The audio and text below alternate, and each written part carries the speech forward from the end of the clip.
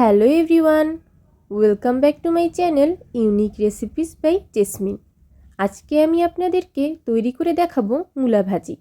অনেকেই আছে মূলা ভাজি খেতে পছন্দ করে না, বিশেষ করে বাচ্চারা খেতে পছন্দ করে না। কিন্তু আপনারা যদি এইভাবে মূলা ভাজিটা তৈরি করেন তাহলে এর স্বাদ মুখে লেগেই থাকবে। তাহলে চলুন দেখে আসি কিভাবে এই সুস্বাদু মূলা ভাজিটি তৈরি করতে হয়। মূলা ভাজি করার জন্য আমি এখানে 4টি মূলা নিয়ে নিয়েছি। প্রথমেই আমি একটি ছুরির সাহায্যে মূলার সামনের ও পিছনের অংশটি কেটে নিব। কাটা হয়ে গেলে ছুরিটির সাহায্যেই আমি মূলার উপরের খোসাটাকে আলতোভাবে ছাড়িয়ে নেব।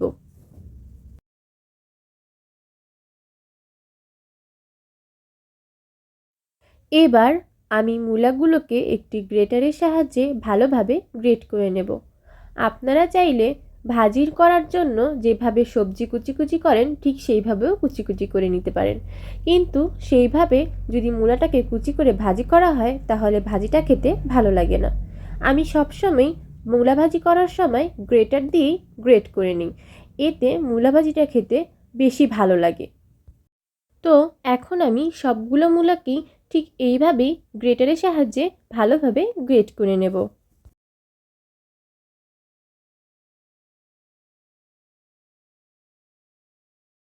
মূলা ভাজি করার জন্য আমি প্রথমেই নিয়ে নিচ্ছি একটি প্যান, এবং এই প্যানের ভিতরে আমি দিয়ে দিব 2 টেবিল চামচ তেল।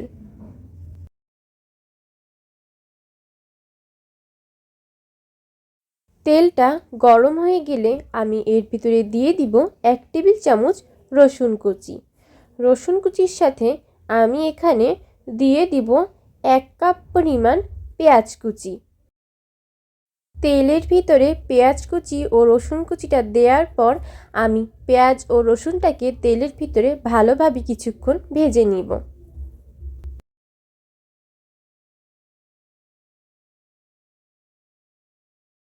তেলের ভিতরে রসুন ও পেঁয়াজটাকে আমি কিছুক্ষণ ভেজে এর ভিতরে আমি দিয়ে দিব 7-8টা শুকনো মরিচ।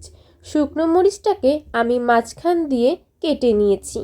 আপনারা চাইলে শুকনো মরিচের পরিবর্তে এখানে কাঁচা মরিচও ব্যবহার করতে পারেন।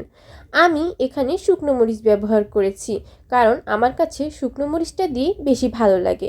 এবার আমি এর ভিতরে দিয়ে দিব চিংড়ি মাছ।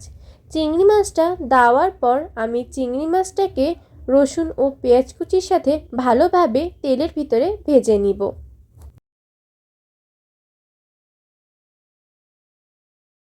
এবার আমি এর ভিতরে দিয়ে দিব স্বাদমতো লবণ,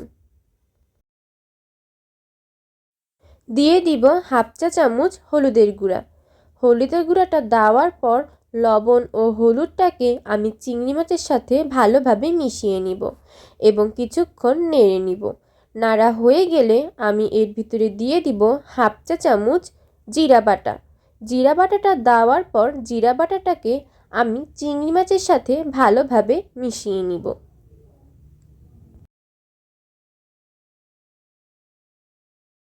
মশলাগুলো একটু ভাজা ভাজা হয়ে গেলেই আমি এর ভিতরে দিয়ে দিব গ্রেট করে রাখা মূলাগুলো।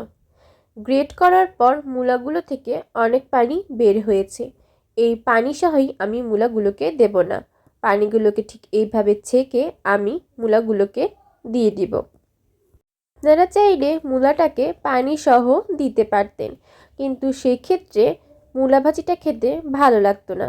পানির পরিমাণটা বেশি হয়ে গেলে মূলা ভাজিটা খেতে অত একটা ভালো লাগতো না, তাই মূলা ভাজির সাথে মূলার পানিটা না দেওয়াই ভালো।